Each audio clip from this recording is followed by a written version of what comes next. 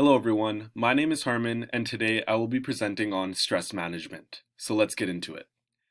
As for an agenda for the presentation, first off we're going to talk about stress and then we'll move on to talk about some stressful situations that we may find ourselves in being business professionals.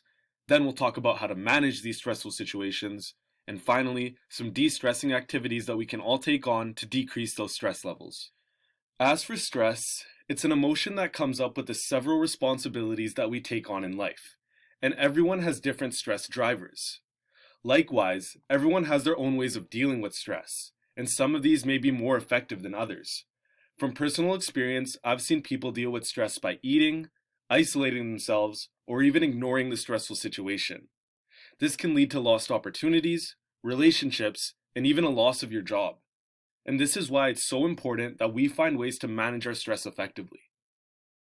As business professionals, we can find ourselves in several stressful situations. For instance, work and life commitments. An example I like to use is your boss asking you to stay longer at work to finish a project, but you promised your mother you would take her to the doctor as soon as your shift ended. This is a stressful situation because if you stay longer to finish the work, you know your boss will praise you. But if you stay longer, you won't be able to give your mother a ride to the doctor. Hence, it arises a stressful situation where you have to choose between making your boss or your mother happy. Another stressful situation is being in high-pressure situations. As accountants, we can relate to busy season, where accountants have significant pressure on them to meet deadlines and the expectations of clients. This can cause significant stress and anxiety with all the work that needs to be completed. Finally, another stressful situation is conflict. An example we all may be able to relate to is working in teams, but someone doesn't pull their weight. Hence, it adds extra pressure on either you to do the work or for you to call in a manager to deal with the situation. These are some of the many stressful situations that we can find ourselves in as business professionals.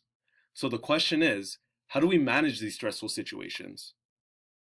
The first step in stress management is to have a work-life balance. This means effectively balancing work and life commitments. You shouldn't always be choosing work when you have other life commitments to attend to. Moreover, you should utilize vacation and off days. This means when you're on vacation or have a day off that you shouldn't be answering phone calls or emails from work. Instead, you should be using this time to recuperate and de-stress from work. You should also know when to say no. Going back to the example of your boss asking you to stay longer at work, you should have the courage to say no and tell your boss that you have other life commitments to attend to.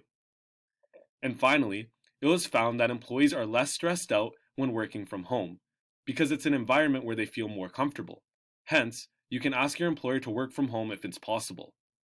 These are some ways to have a work-life balance, in turn, decreasing stress. Next up in reducing stress is pressure management. You can do this by asking for help. It's okay to tell your manager that you have too much work and that you need help. This way, they won't assign you even more work, and even better, they may help you with your current workload. You can also reevaluate your situation. Some jobs are going to be more high pressured than others, and I can relate directly to this.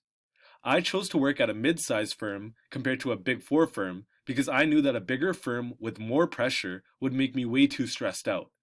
Hence, it's okay to reevaluate your situation and do what's right for you. Also, to manage pressure, you can create a list that prioritizes tasks. This way, you ensure to finish the most important tasks first. These are some effective ways to manage pressure, which will reduce stress. Finally, to manage stress, you must reduce conflict by having conflict resolution. Going back to conflict in the workplace when working in teams. You can reduce conflict by having open communication. Everyone should be comfortable communicating with each other and should hold each other accountable.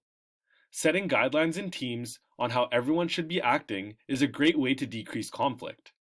These guidelines should also include consequences if someone does not follow the rules. By doing this, everyone will know how they should be acting and know the consequences in not doing so. These are some effective ways to resolve conflict which will reduce stress. We will now talk about specific de-stressing activities. Physical activities are a great way to de-stress. It takes your mind off things while also being able to do something fun and enjoyable, either alone or with friends. Physical activities also increase your physical and mental health. My de-stressing physical activity is ice hockey, but this can be anything you enjoy, like yoga, running, or going to the gym. Another de-stressing activity is talking to a trusted friend or family member. This way you can release your emotions to someone without feeling judged. This is a great way to de-stress. Another great de-stressing activity is breathing exercises. When deep breaths are taken in, it tells the brain to loosen up, in turn decreasing stress. Individuals should take on breathing exercises that they are comfortable with, considering some could get pretty complex. I've provided a breathing exercise from the Government of Alberta, and I've provided the link in my references if you guys would like to check out some more. You guys can pause the presentation and try the exercise out if you're comfortable. In the end, as business professionals, we are constantly in stressful situations. And it's vital that we learn how to manage these stressful situations in order to maintain our strong mental health and happiness. I hope this presentation has provided some useful tips for stress management. To conclude, I'd like to ask you guys, what is your de-stressing activity? Also, you can find my references on the following slides. Thank you for listening.